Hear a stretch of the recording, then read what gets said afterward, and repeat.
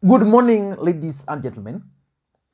It's the second day of the year, and it is my hope that you are well. On the 10th day of December last year, Raila Odinga officially declared his interest for the presidency in 2022. Raila Odinga will not be running for the presidency for the first time. We all know that in 1997, Raila Odinga formally introduced himself into the national stage. In 2002, Raila Odinga never contested for the presidency, but he led the campaigns for Mwai Kibaki, who was on a wheelchair during that time. And NAC managed to kick KANU out of leadership of this country. In 2007, Raila Odinga campaigned against Mwai Kibaki. And we all know that Raila Odinga won that election, but he was never declared the president of the Republic of Kenya. Mwai Kibaki retained the seat. In 2013 and 2017, Uhuru Kenyatta defeated Raila Odinga. Although deep down the heart of President Uhuru Kenyatta, he understands that the win was not fair. So Raila Odinga is going to contest for the last time in 2022. In this video today, I want us to try and look into what to expect from Raila Odinga's camp in 2022. Because elections will be held on the 9th day of August, which means we have 8 months to the next general election. So what should we expect from Raila Odinga's camp this year, beginning today or beginning yesterday? Because there's no time. Of course, on 31st, Raila Odinga was in Kakamega County, Buhungu Stadium, where he was officially endorsed by the leadership of the Luhya Nation. And then he flew direct to Kilifi, where he ushered in the new year. But what should we expect from Raila Odinga and his team, beginning now? Before we do that, for those who are watching this channel for the first time, please take a second or two, click that subscribe button so that next time we produce a video like this, YouTube will automatically notify you. And with the subscribers, I want to continue to thank you guys for your continued support. I don't take that support for granted, but give this particular video thumbs up. Now, let us get back to the main issue. I have 5 things which I think we should be expecting from Raila Odinga's camp. If there's anything which I'm going to miss, or if there's anything you would want to add, please, I'd want to challenge you to add it in the comments section. I'll be taking the next 2 hours to read all the comments and respond to all of them. And because what we do here is we analyze, and based on the feedback we get from you, we also learn a lot. So if there's anything we should expect from Raila Odinga and I'm not going to touch it, please feel free to drop it in the comments section. The first thing which I think we should be expecting from Raila Odinga's camp is the actualization of Azimio la Umoja movement. The truth of the matter is that President Uhuru Kenyatta has decided to support Raila Odinga. And the other truth is that as much as ODM party might be popular, ODM as a political party is not very popular in President Uhuru Kenyatta's backyard of the larger mountain region. So Uhuru Kenyatta and Raila Odinga, in their own wisdom, decided to come up with the Azimio la Umoja movement. And as we speak, there is a bill in parliament, the political parties bill, which will make it possible, if that bill is going to go through, which will make it possible for Raila Odinga to run as the Azimio la Umoja candidate, as the umbrella, and then these other parties can also run as Azimio la Umoja or as individual political parties. For example, you know, Raila Odinga belongs to the ODM party. In the last election, he contested under NASA, but he could not. He contested under NASA coalition, but his name could not appear. NASA could not appear on the ballot. This time around, the proposal is Azimio la Umoja as a coalition should actually appear on the ballot. instead of ODM party. Because if ODM party were to appear, and this is why William Ruto is opposed to the political parties amendment bill, if Azimio la Umoja were to appear, or if ODM party were to appear, then it means there are people in the larger Mount Kenya region who will be hesitant to vote for ODM party.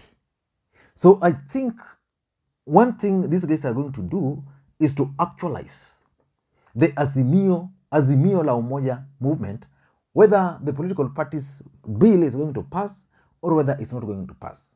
The truth of the matter is that President Uhuru Kenyatta is going to support Raila Odinga. Jubilee Party, which is the ruling party, is no longer the Jubilee it used to be.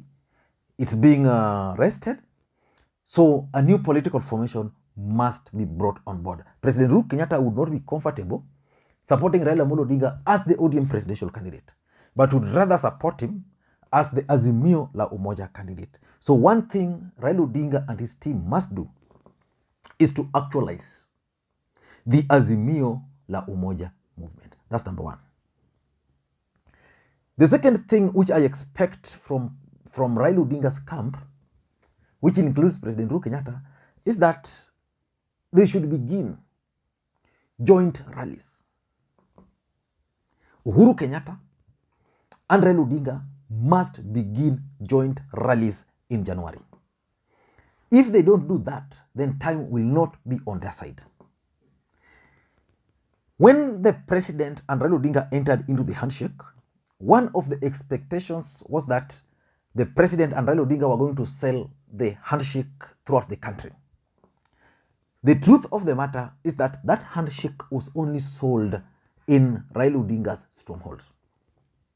Uhuru Kenyatta dilly-dallied, and by the time he realized the deputy president had consolidated his support in his support base, and therefore he could not go directly and campaign. And the other thing which I've consistently maintained on this platform is that it's not going to be possible. It's not going to be possible for Raila Odinga's support base to take President Uhuru Kenyatta seriously if the president is not going to publicly endorse Raila Odinga. That endorsement can come in so many forms, and one of the forms is joint campaigns. Raila Odinga will be having his birthday on the 7th. I've been informed that after 10th, President Uhuru Kenyatta will start going out there to campaign with Raila Odinga.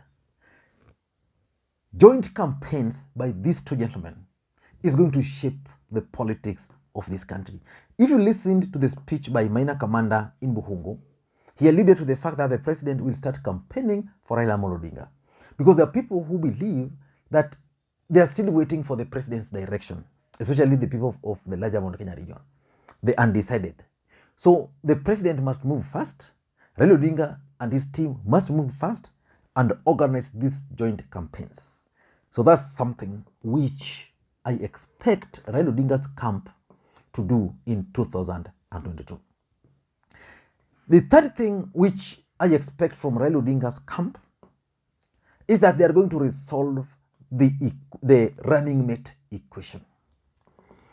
If there is one thing which is giving both Raila Odinga and the Deputy President Dr. William Samoei Arap Ruto political headache, then it is the running mate equation. Who will Raila Odinga pick as his running mate? So far, the list is narrowing down to the larger Mount Kenya region. Peter Kenneth is constantly around Raila Odinga. Even as I do this video, Peter Kenneth is in Kilifi County with Raila Odinga. He was in Buhungu. So Peter Kenneth is emerging as a favorite. There is Peter Munya, who is also emerging. Peter Munya comes from Mount Kenya East.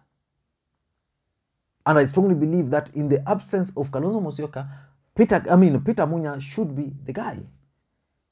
If the Kikuyu nation are going to rebel against Raila Odinga, whether they are given the running mate or not, Mount Kenya East will not do that if Peter Munya is nominated. What about the others? And because our constitution is also silent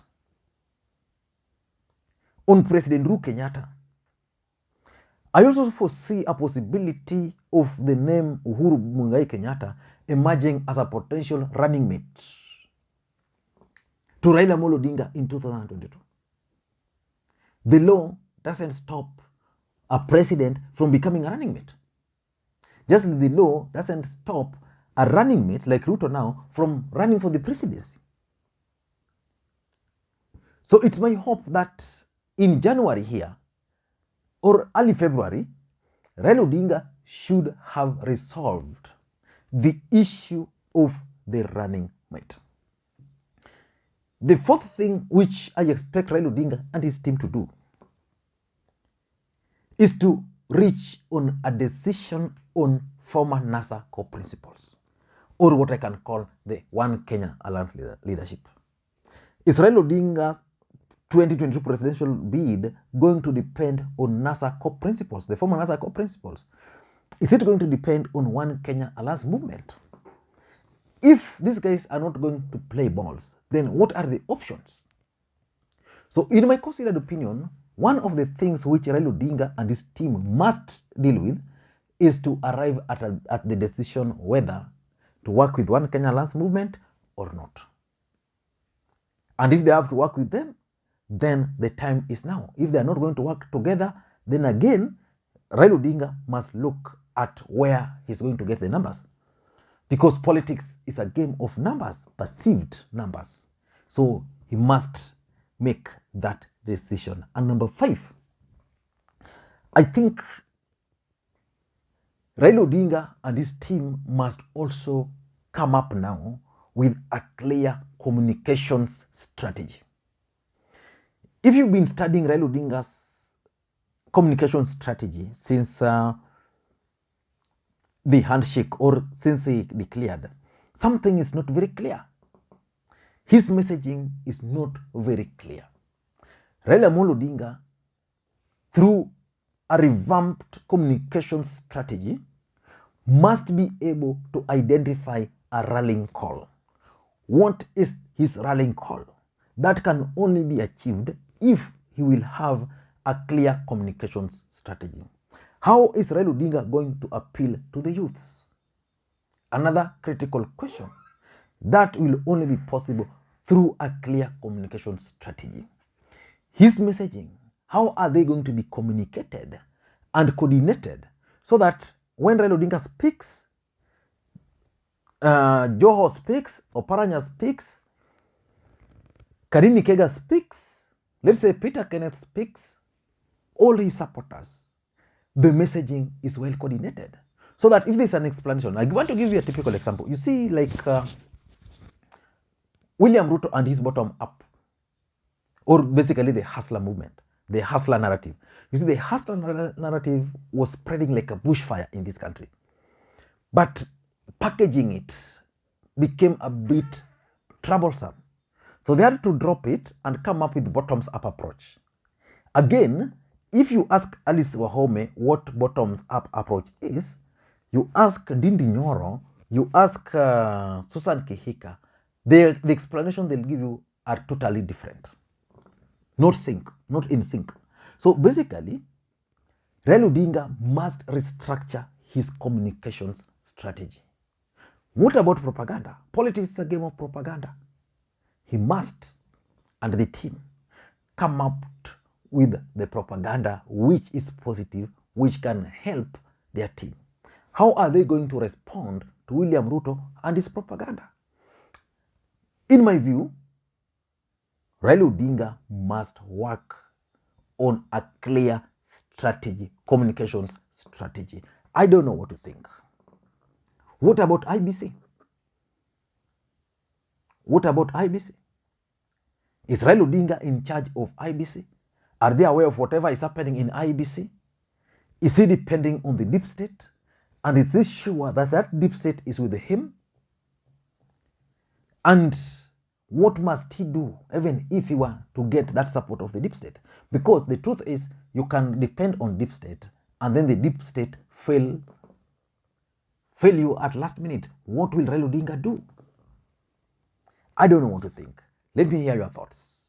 But for me, those are the 5 things which I expect from Raila Odinga's camp this January. Thank you guys, and may you have a good day. Bye-bye.